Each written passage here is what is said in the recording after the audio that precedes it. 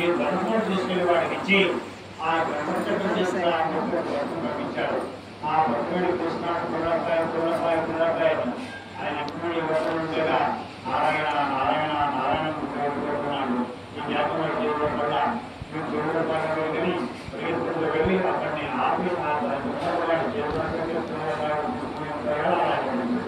ఎప్పుడైతే ధర్మం తీసుకుంటున్నాడో మహాస్వామి ఈ యొక్క అనుగ్రహం నాకు కలిగిపోయా మరి మనం చేస్తాము అనుకుంటేనే మరి ఇంత ఐశ్వర్యాలు ఇస్తున్నాడు కదా, చేస్తే ఇంకెంత ఐశ్వర్యాలు ఇస్తున్నాడు కదా అని చెప్పేసి ఆ గ్రంథంలో స్వామి వారి వ్రతానికి కావాలి సామాన్యాన్ని కూర్చుని భక్తి శ్రద్ధతో స్వామి వారి వ్రతాన్ని ఆచరించాలి.